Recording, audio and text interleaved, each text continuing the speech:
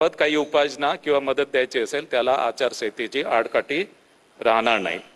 आचारसंहिता आणि कायदा सुव्यवस्था संदर्भात आजच राज्य निवडणूक आयोगाने 2 आदेश जारी केलेले आहेत। आता मी नगर परिषद नगरपंचायत यांचा प्रत्यक्ष निवडणूक कार्यक्रम जाहीर करत आहे। नामनिर्देशन पत्र दाखल करण्यास सुरुवात 10 नोव्हेंबर 2025। नाम निर्देशन पत्राची दाखल करण्याची अंतिम मुदत 17 नोव्हेंबर 2025। नाम निर्देशन पत्राची छाननी 18 नोव्हेंबर 2025। अपील नसलेल्या ठिकाणी नाम निर्देशन पत्र माघारी घेण्याची अंतिम मुदत 21 नोव्हेंबर 2025। अपील असलेल्या ठिकाणी नाम निर्देशन पत्र माघारीची अंतिम मुदत 25 नोव्हेंबर 2025। निवडणूक चिन्ह नेमून देण्याचा तसेच अंतिमरित्या निवडणूक लढविणाऱ्या उमेदवारांची यादी 26 नोव्हेंबर 2025। मतदानाचा दिवस 2 डिसेंबर 2025। मतमोजणीचा दिवस 3 डिसेंबर 2025। शासन राजपत्रात निकाल प्रसिद्ध करण्याचा दिवस 10 नोव्हेंबर 2025। सॉरी 10 डिसेंबर 2025।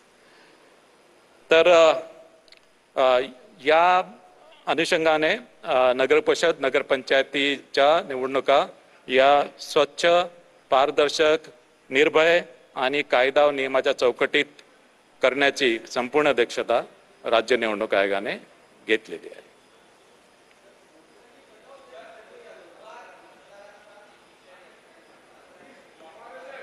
एक करून विचारा। वोटरची कट ऑफ डेट 1 जुलै 2025। मोठ्या प्रमाणात फक्त सत्ताधारी पक्ष सोडले तर सगळे सर्वपक्षीय पक्षांचा विरोध असताना मतदान घेण्यासाठी एवढी घाई का? जोपर्यंत पारदर्शकता येत नाही, मतदार याद्यामध्ये दुबार मतदार आहेत, तिबार मतदार आहेत, एका ठिकाणी एका घरामध्ये 40-45 लोकांनी मतदान केलंय, असं असताना मग घाई का मतदान घेण्याची? नाही, दुबार आणि तिबार मतदाराबाबत आम्ही पूर्णपणे उपाययोजना केलेल्या आहे। त्याची मी प्रक्रिया आपल्याला सांगितलेली आहे। जिथे दुबार मतदार, तिबार मतदार आहेत तिथे आमचे लोक संबंधित मतदारांपर्यंत जातील आणि त्यांना विचारतील, त्यांचे ऑप्शन्स घेतील आणि जे मतदार त्या आव्हानाला प्रतिसाद देणार नाही त्याच्यामध्ये सुद्धा त्यांच्याकडून अंडरटेकिंग घेऊन आम्ही त्यांना मतदान करू देणार आहे। विरोधकांचा असाही आरोप आहे की निवडणूक आयोग हे सत्ताधाऱ्यांच्या दबावाखाली काम करतंय, त्यांच्या सांगण्याप्रमाणे काम करतंय। कितपत तथ्य आहे याच्यामध्ये? नाही, हे चुकीचं आहे। असं निवडणूक आयोग कोणाच्याही दबावाखाली काम करत नाही। एक मिनिट, विरोधकांनी काही आक्षेप घेतलेत की एका घरामध्ये 40 पेक्षा जास्त मतदार नोंदले गेलेले आहेत, चुकीचे पत्ते आहेत, तर त्या संदर्भात तुम्ही काय उपाययोजना करणार आहात? ती दुरुस्ती करण्यासंदर्भात काय पावलं? नाही, हे बघा, ऍक्च्युली आम्हाला यादी जी आहे मतदार यादी ही actually election commission of India कडून मिळते।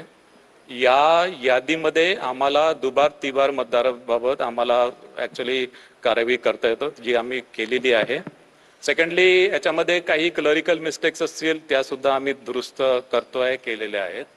आणि यामध्ये प्रभाग चुकलेला जर असेल तर प्रभाग ते सुद्धा आम्ही दुरुस्त करतो की ऍक्च्युली एका प्रभागामध्ये पाहिजे मात्र चुकीने दुसऱ्या प्रभागामध्ये गेलाय, ते सुद्धा आम्ही दुरुस्त करतो आहे। आणि विधानसभेच्या मतदार यादीमध्ये नाव आहे पण या मतदार यादीमध्ये नाव नाहीये, ती सुद्धा आम्ही नाव त्यामध्ये इनकॉर्पोरेट करतो आहे।